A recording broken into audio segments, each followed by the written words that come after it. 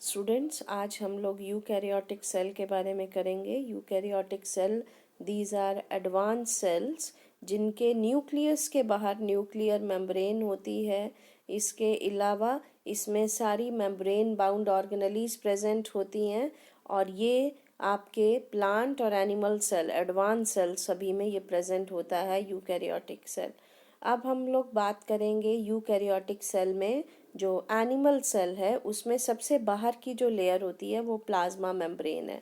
Plasma membrane की nature explain करने के लिए डिफरेंट थ्योरीज दी गई हैं और सबसे ज़्यादा मोस्ट एक्सेप्टेबल थ्योरी जो है that is fluid mosaic model and that was given by Singer and Nicolson in 1972।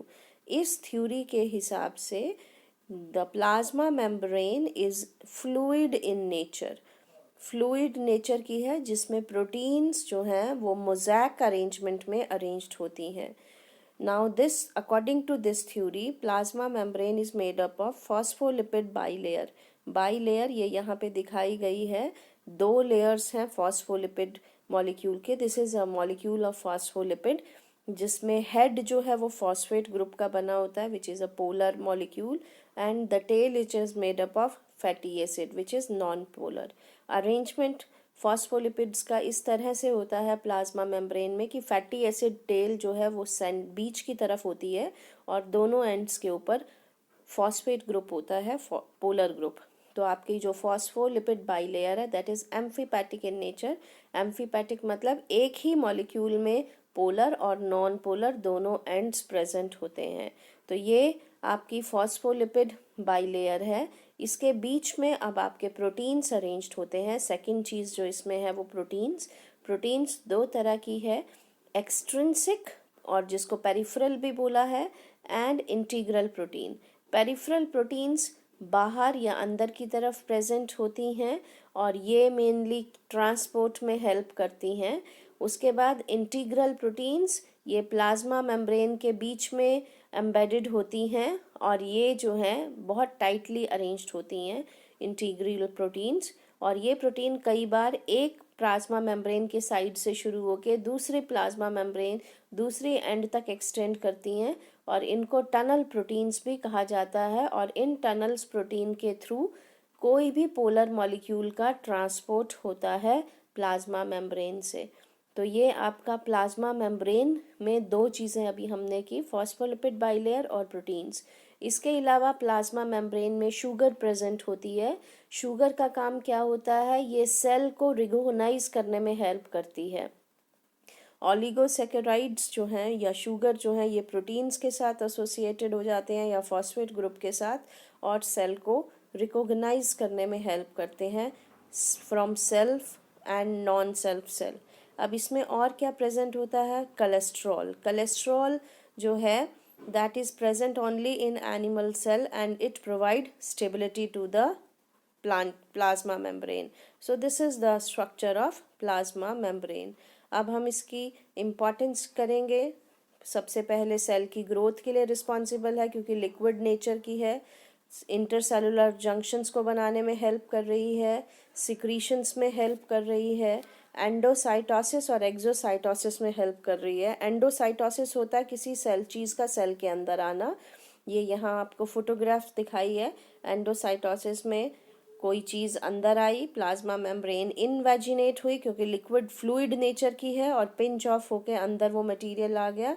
Exocytosis में कोई चीज़ वेसिकल बाहर निकलने के लिए बाद में प्लाज्मा मेम्ब्रेन में ही ऐड हो गया। तो ये आपका अंदर और बाहर मॉलिक्यूल्स के मूवमेंट में हेल्प करती है, सेल की डिवीजन के लिए हेल्प करती है और ट्रांसपोर्ट के लिए हेल्प करती है। अब हम डिटेल में करेंगे ट्रांसपोर्ट। प्लाज्मा मेम्ब्रेन के थ्रू दो तरह से ट्रांसपोर्ट होता है, एक एक्टिव और एक पैसिव। एक्टिव ट्रांसपोर्ट की ये फर्स्ट फोटोग्राफ दिखाई है। अगेन प्रोटीन्स के थ्रू होता है active transport with the help of energy. तो यहाँ पे दिखाया है ट्रांसपोर्ट हो रहा है सोडियम और पोटाशियम का और एटीपी एनर्जी को यूज़ करके। ये टनल प्रोटीन्स हैं जिसके थ्रू ये ट्रांसपोर्ट हो रहा है। अब ये उसके बाद है आपका पैसिव ट्रांसपोर्ट। पैसिव ट्रांसपोर्ट होता है जहाँ ट्रांसपोर्ट विदाउट एनर्जी होता है और इसमें आपके डिफरेंट टाइप के पैसिव ट्रांसपोर्ट है। सबसे पहला पैसिव ट्रांसपोर्ट डिफ्यूजन है, किसी भी चीज़ का हाई कंसंट्रेशन से लो कंसंट्रेशन की तरफ मूव करना। फैसिलिटेटेड डिफ्यूजन क्या होता है कि डिफ्यूजन ही है but with the help of proteins, selective molecules move करेंगे इसमें से फैसिलिटेटेड डिफ्यूजन में थ्रू द प्रोटीन्स। तो ये आपका दो तरह का पैसिव ट्रांसपोर्ट है। ऑस्मोसिस भी एक तरह का पैसिव ट्रांसपोर्ट है। ऑस्मोसिस में आपको पता है सॉल्वेंट मूव करता है from its high concentration to its low concentration. तो ये ट्रांसपोर्ट अक्रॉस द मेम्ब्रेन है। अब हम बात करें सेल वॉल की। Cell wall that is present in the case of plant cell. Cell wall non living है, रिजिड स्ट्रक्चर है, सेल्यूलोज से मिलके बना होता है जिसमें हेमी सेल्यूलोज, पैक्टिन और प्रोटीन्स की डेपोजिशन होती है। अल्गी में अगर बात करें सेल्यूलोज, ग्लूकाटन और मैनन और कैल्शियम कार्बोनेट से मिलके बनी है। फंजाई में काइटिन से मिलके बनी होती है। सेल वॉल जो है तीन चीज़ों से मिलके बनी है, primary cell, secondary cell wall and middle lamella. जो है सबसे पहले सेल में जो बनती है हमारे, सबसे पहले सेल में जो बनेगी that is the primary cell wall. Mummy mummy हाँ, मैं खेलने जा रही हूँ और मनस्वी और ये सारा गूप आ रहे। Primary cell wall that is first formed wall around the cell. उसके बाद जब सेल थिक वॉल होते हैं तो इसमें अंदर प्राइमरी सेल वॉल के अंदर आपकी सेकेंडरी सेल वॉल डिपॉजिट होती है और दो सेल्स के बीच में in between the two cell is present middle lamella. और मिडल लैमेला का काम क्या होता है, ये सेल का सीमेंटिंग मटेरियल है जो सेल दो सेल्स के बीच में सीमेंट करने का काम करती है। फंक्शन की बात करें सेल की वॉल की तो शेप मेंटेन कराती है, प्रोटेक्ट करती है सेल को from damage and infection, help in cell to cell interaction और बैरियर का काम करती है सेल वॉल। अब इसके बाद हम बात करेंगे एंडोप्लाज्मिक रेटिकुलम की। एंडोप्लाज्मिक रेटिकुलम यूकैरियोटिक सेल्स में प्रेजेंट होता है एक्सेप्ट मैच्योर आरबीसीज जिसमें ये ख़त्म हो जाता है। प्रोकैरियोटिक सेल में एब्सेंट होता है। अगर बात करें तो ये जो है एंडोप्लाज्मिक रेटिकुलम सेल को दो कंपार्टमेंट्स में बांट देता है, ल्यूमिनल और एक्स्ट्रा ल्यूमिनल। ये जो एंडोप्लाज्मिक रेटिकुलम है इसके तीन भाग होते हैं, सिस्टर्नी, वेसिकल्स एंड ट्यूब्यूल। जो सिस्टर्नी की अगर हम बात करते हैं तो यहाँ पे जो आपको दिखाई दे रही हैं लंबे लंबे plate like structure, these are cisternae. ये होते क्या हैं, प्लाज्मा मेम्ब्रेन है, plasma membrane bound long sac like structure हैं। यहाँ से इनसे ट्यूब्यूल निकलते हैं और ट्यूब्यूल से छोटे छोटे वेसिकल्स पिंच ऑफ करते हैं। तो ये आपका एंडोप्लाज्मिक रेटिकुलम है। सिस्टर्नी, ट्यूब्यूल और वेसिकल तीन हिस्से होते हैं इसमें। नाउ दिस एंडोप्लाज्मिक रेटिकुलम, ये यहाँ पे आपको सिस्टर्नी दिखाए हैं लंबे लंबे जो इसमें सैक लाइक स्ट्रक्चर्स हैं जिसमें जस्ट प्लाज्मा मेम्ब्रेन वाली यूनिट मेम्ब्रेन है और अंदर जगह होती है इसके ऊपर। अब नाउ दिस एंडोप्लाज्मिक रेटिकुलम ये दो तरह का है, smooth endoplasmic reticulum and rough endoplasmic reticulum. ये डिफरेंस में पेपर में आता है। सबसे पहले हम करते हैं smooth endoplasmic reticulum. Smooth endoplasmic reticulum वो रेटिकुलम है जिसमें ribosomes they are absent. Rough endoplasmic reticulum वो एंडोप्लाज्मिक रेटिकुलम है जिसमें राइबोसोम्स प्रेजेंट होते हैं इनके सिस्टर्नी के ऊपर। मेनली स्मूथ एंडोप्लाज्मिक रेटिकुलम में सिस्टर्नी कम होते हैं और ट्यूब्यूल्स ज़्यादा होते हैं। रफ एंडोप्लाज्मिक रेटिकुलम के अंदर मेनली सिस्टर्नी ज़्यादा होते हैं। स्मूथ एंडोप्लाज्मिक रेटिकुलम लिपिड का सिंथेसिस करता है और रफ एंडोप्लाज्मिक रेटिकुलम क्योंकि इसके ऊपर राइबोसोम्स प्रेजेंट होते हैं तो ये प्रोटीन सिंथेसिस करता है। स्मूथ एंडोप्लाज्मिक रेटिकुलम उन सभी सेल्स में होगा जहाँ पे आपका प्रोटीन का सिंथेसिस स्मूथ एंडोप्लाज्मिक रेटिकुलम उन सभी सेल्स में होगा जहाँ पे फैट्स का सिंथेसिस हो रहा है, जैसे कि एडिपोज टिश्यू जिसमें फैट स्टोर होता है, glycogen storing cells, liver, animal cells etcetera. और rough endoplasmic reticulum liver, pancreas में होता है। अब इसके बाद हम बात करें गोल्जी कॉम्प्लेक्स, गोल्जी अपरेटस। ये कैमाइलो गोल्जी ने सबसे पहले डिस्कवर किया था। एसोसिएटेड है, ये न्यूक्लियस के साथ प्रेजेंट होता है। अगेन गोल्जी कॉम्प्लेक्स जो है 3 चीज़ों से मिलके बना है, सिस्टर्नी, ट्यूब्यूल और वेसिकल। गोल्जी कॉम्प्लेक्स के 2 हिस्से होते हैं, एक होता है सिस पार्ट और एक होता है ट्रांस पार्ट। यहाँ पे आपको दोनों हिस्से दिखाए हैं। सिस पार्ट वो फॉर्म फेज है, इसको फॉर्मिंग फेज भी कहते हैं। ये एंडोप्लाज्मिक रेटिकुलम से जो वेसिकल्स आ रहे हैं, ट्रांसपोर्ट वेसिकल्स आपको दिख रहे हैं, ये यहाँ पे गोल्जी अपरेटस में आके मिलते हैं और गोल्जी अपरेटस को बनाते हैं।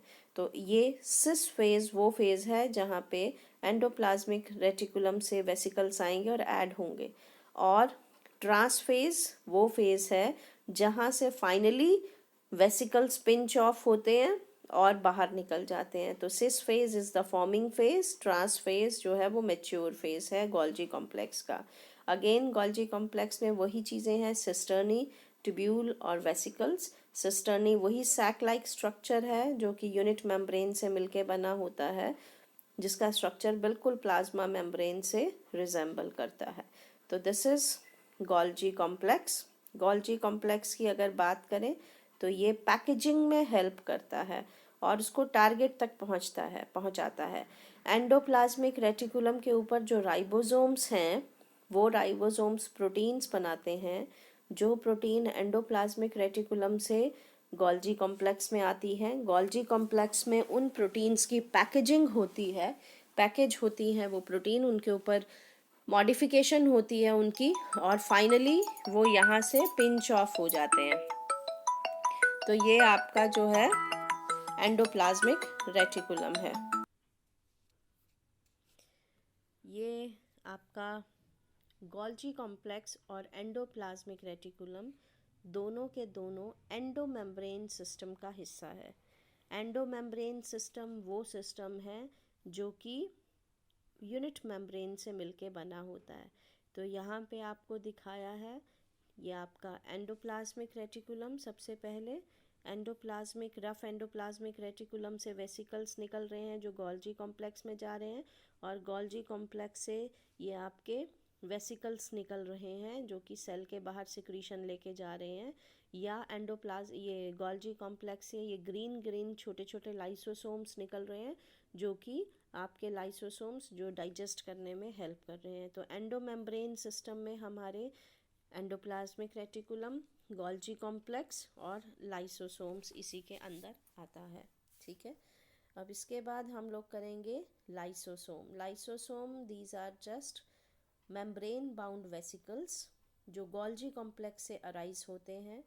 अब इसके बाहर यूनिट मेम्ब्रेन है और इसके अंदर एंजाइम्स प्रेजेंट होते हैं, मेनली हाइड्रोलाइजिंग एंजाइम जो प्रोटीन, कार्बोहाइड्रेट और लिपिड्स को डाइजेस्ट करने में हेल्प करते हैं। अगर इसका पीएच की बात करें तो पीएच इसका एसिडिक होता है। अब इसका फंक्शन क्या होता है लाइसोसोम्स का, ये आपका किसी भी चीज़ को डाइजेस्ट करने में हेल्प करते हैं।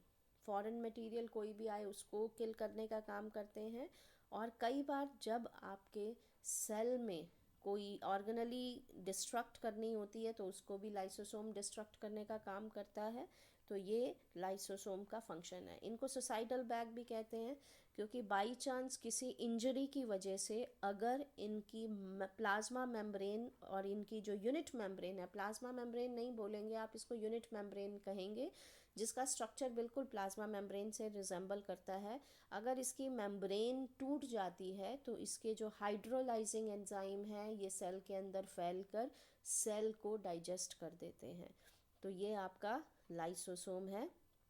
अब इसके बाद इसमें एंडोमेम्ब्रेन स्ट्रक्चर में एक और आता है वैक्यूल। वैक्यूल जो है मेम्ब्रेन बाउंड ऑर्गेनली है। आपके प्लांट सेल में एक बड़ा वैक्यूल प्रेजेंट होता है, एनिमल सेल में बहुत छोटे छोटे वैक्यूल प्रेजेंट होते हैं। इसकी मेम्ब्रेन को टोनोप्लास्ट कहते हैं। इसमें पानी होता है, एक्सक्रीशन के लिए मटेरियल प्रेजेंट होता है। 2 तरह के वैक्यूल हैं, कॉन्ट्रैक्टाइल वैक्यूल और फूड वैक्यूल। फूड वैक्यूल वो हैं जिसमें फूड स्टोर होता है, और कॉन्ट्रैक्टाइल वैक्यूल ये आपका यूनिसेलुलर फॉर्म्स में प्रेजेंट होते हैं जो कि पानी में रहते हैं और ये एक्सक्रीशन में हेल्प करते हैं, जैसे पैरामीशियम हो गया, अमीबा हो गया।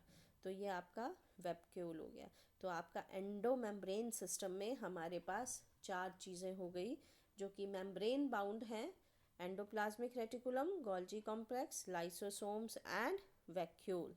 So that's all for this lecture.